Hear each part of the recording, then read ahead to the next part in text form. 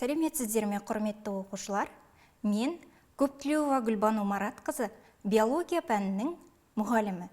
10-шы класс биология сабағы. Сабақтың тақырыбы полимеразды тізбекті реакция және оның маңызы. Бүгінгі сабақта сіздің білетініңіз полимеразды тізбекті реакцияның маңызы, сіздің меңгеретініңіз полимеразды тізбекті реакцияның таксономияда, медицина мен криминалистикадағы маңызын сипаттау. Бүгінгі тақырыпта сіздер мынадай термин сөздермен жұмыс жасайсыздар. Полимеразды тізбекті реакция, термофильді ДНК полимераза, гибридизация, элонгация, амплификация және де ПТР диагностика. Полимеразды тізбекті реакция бұл молекулалық биологияның экспериментальды әдісі. Биологиялық материалдар нуклеин қышқылының белгілі фрагментінің аз концентрациясын көбірек игеру. Полимеразды тізбекті реакцияны 1983 жылы Кери Мулис ашты. Осы ашқан жаңалығы үшін Нобель сыйлығына ие болды. Полимеразды тізбекті реакцияның қолданылу аясы өте ауқымды. Атап айтсақ, медициналық диагностика, инфекциялық, онкологиялық, генетикалық ауруларды диагностикалауда, ауыл шаруашылығында, жеке идентификация, яғни мүшелер мен тіндердің трансплантациясы, генетикалық жағынан әкелікті анықтауда, тағам патогенділігінің диагностикасында, сонымен қатар криминалистика салаларында да полимеразды тізбек реакциясы кеңінен қолданылады. Полимеразды тізбекті реакцияның қолданылуы жөнінде келесі бейнекөріністен көре аласыздар. 1950 жылдан бастап ғалымдар ДНК-ның бізді қалай әртүрлі ететін зерттеу әдістерін дамытып келеді. Және олар осы зерттеулер барысында ойламаған жерден қазіргі қылмыстарды ашудың негізгі құралын ойлап тапты. ДНК жасушаның генетикалық материалы, және ол ағзаның сызбасы іспеттес. Адамның ДНК-сы шамамен 3 миллиардтай негізден тұрады, және олардың 99%-дан артығы барлық адамдарда бірдей болады. Бір жұмыртқалы егіздерді есепке алмағанда, 1% айырмашылық адамдардың ДНК-сы бірдей болмайтынын білдіреді. Оқиға болған жердегі күдіктінің кінәлі немесе кінәсіз екендігін генетикалық материалдан жиналған ДНК көмегімен анықтауға болады.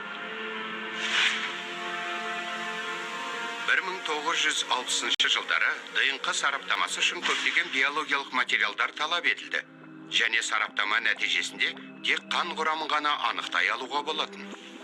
Қылмыс орнында жеткілікті қан немесе тері мөлшері болған бірнеше жағдайларды есептемегенде, қанның 4 негізгі тобының болуына қарамастан, бұл алғашқы тәсілдер қылмыскерді табуға көмектесе алмады.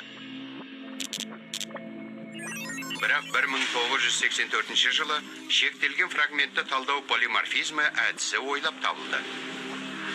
Бұл ДНК дактилоскопия деп аталады. Жеке тұлғаның нақты қылмысын ашу үшін 1987 жылы ДНК сараптамасы алғаш рет қолданылды. Ғалымдар сараптама үшін әлі күнге дейін ДНК-ның үлкен үлгілерін қажет етеді, сондықтан көбінесе қан үлгісі қажет болады. Бұл жаңа әдіс қылмысқа қарсы маңызды құрал ретінде танылғанға дейін, және бүкіл әлемде қылмыскерлерді ұстау үшін үлкен ДНК мәліметтерінің базасы құрылғанға дейін болды. 1997 жыл қарсаңда ДНК сараптамасы үшін сілекейдің, қанның немесе ағзадағы басқа да сұйықтықтардың азғандай мөлшері жеткілікті болды.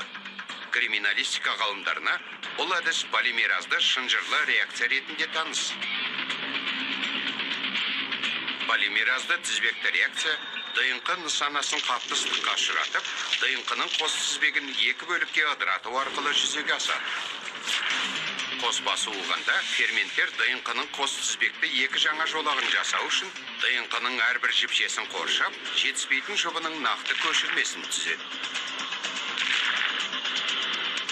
Сот сараптамасын жасайтын ғалымдар ДНК-ның бір ғана жіпшесінен ДНК-ның тұтас көрінісін жасай алады. Бұл қылмыс орнында бір тал шаш немесе қан тамшысының болуы қылмыскерді анықтауға жеткілікті екенін білдіреді. ДНК профильдеу соттың медициналық сараптама ғылымын дамытып, түбегейлі өзгертуде және әлемді қылмыстан қорғауда ерекше рөл атқарады. Полимеразды тізбекті реакцияның түрлері. Мультиплекс полимеразды тізбекті реакциясы бұл бір экспериментте бір уақытта бірнеше патогенді диагностикалауға мүмкіндік береді. Кіріктірілген полимеразды тізбекті реакциясы бұл өсімдіктердің қоздырғыштарын анықтау үшін жиі қолданылады. Және де келесі түрі нақты уақыттағы транскрипциялы полимеразды тізбекті реакция. Бұл вироидтар мен фитопатогендерді анықтау үшін қолданылады. Полимеразды тізбекті реакцияның негізгі қасиеттеріне тоқтала кететін болсақ, олардың арнайылығы, жүргізілуі, сезімталдығы және де сенімділігі. ПТР көмегімен қажетті мөлшерде мутациялары бар ДНК бөліктері көшірмесін алуға болады. Ол арқылы вирустық, бактериялық аурулары бар науқастарға ДНК диагностикасын жасауға болады. Адам геномы халықаралық бағдарламасы полимеразды тізбекті реакция әдісінің ерекше қарқынды дамуына әсер етуде. Жұмыс барысында моногенді аурулардың дамуына әсер етуші 923 ген картаға түсірілген. Заманауи лазерлік технологияларда секвенерлеу пайда болды. Секвенерлеу дегеніміз ДНК-ның нуклеотидті ретін анықтау. Бұл өз кезегінде түрлі биологиялық нысандардың ДНК ретін құрайтын ақпараттық деректер қорының өсуіне әсер етеді. Полимеразды тізбекті реакцияны пайдалану арқылы мутагенез жүргізу ДНК-ның нуклеотидті ретінде өзгерістер енгізу болып табылады. Биотехнологияда бактериялардың біршама өнімді штамдарын алу үшін қолданылады. Полимеразды тізбекті реакцияны пайдалану мутагенез жүргізу шараларын тездетуге, ықшамдауға, сонымен қатар оны біршама сенімді және өнімді етуге мүмкіндік береді. Оқушылар, олай болса, полимеразды тізбек реакциясы қалай жүреді және де оған қандай компоненттер қажет екендігін қарастырайық. Бірінші, ДНК үлескісі, праймерлер, нуклеотидтер, таг полимераза, буфер, ПТР сынауық және де термоциклер аспабы қажет. Полимеразды тізбек реакциясы қалай жүретіндігін келесі бейне көрініске назар аударайық. Полимеразды тізбекті реакцияның бастамасы ДНК-ның кез келген үлгілерін пайдаланып арнайы амплификация жасалынады. Амплификация ДНК көшірмесінің көбеюі. Амплификацияланған ДНК процедурасын автоматты режимде термоциклерде ДНК амплификатор аспаптарында орындалады. Полимеризацияның бір циклы 3 кезеңнен тұрады. Алғашқы кезеңі денатурация. Бұл кезеңде қоспаны 95 градус температураға дейін қыздырады. Зерттелетін екі тізбекті ДНК денатурацияланып, бір жіпшелі формаға ауысады. Гибридизация температураны 50 не 60 градусқа дейін төмендету нәтижесінде праймерлердің матрицалық ДНК тізбектерімен комплементарлы байланысы және әр ДНК жіпшесінде екі тізбекті бөліктер пайда болуы орын алады. Үшінші кезеңі элонгация. Матрицалық ДНК-ға комплементарлы ДНК жіпшелерінің ұзаруы. Термофильді полимераза 5 штрихтен 3 штрихке қарай катализденеді. Бұл кезеңдерінің әрқайсының ұзақтығы ондаған секундтан бірнеше минутқа дейін созылады. Толық цикл 1-ден бірнеше минутқа дейін жалғасады.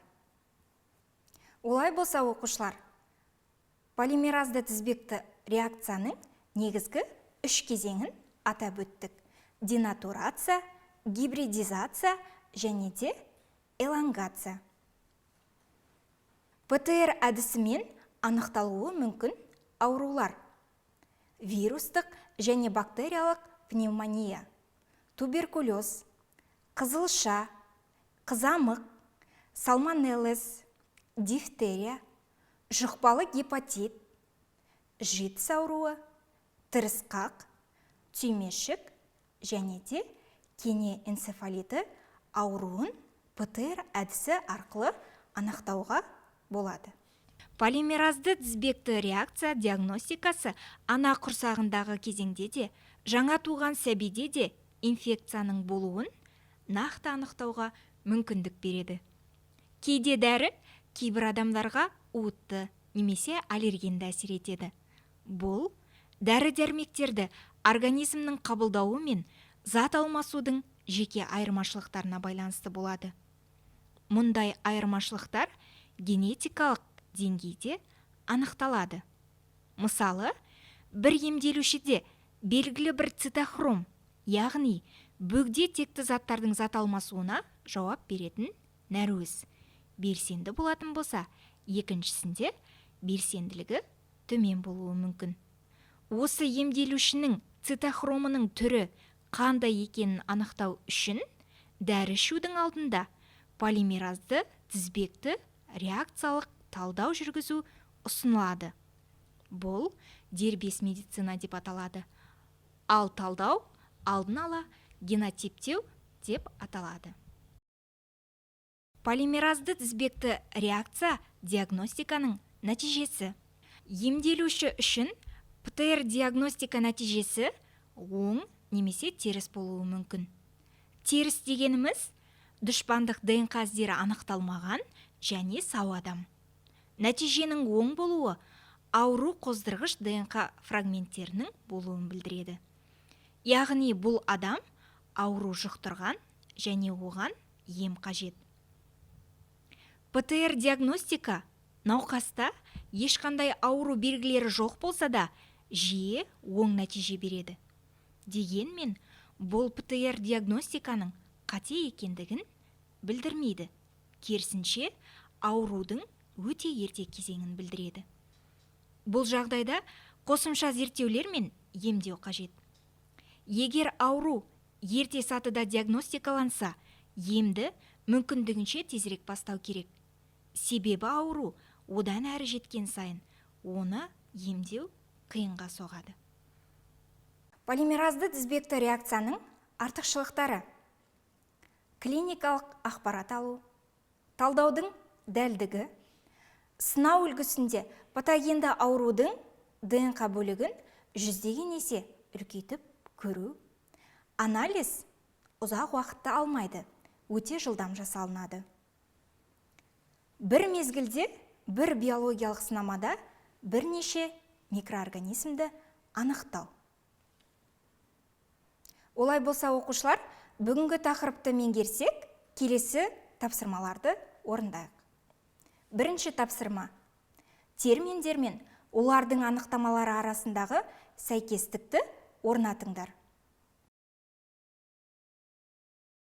ДНК амплификатор оптималды уақыт пен температуралық көрсеткіштерді таңдауға мүмкіндік беретін аспап.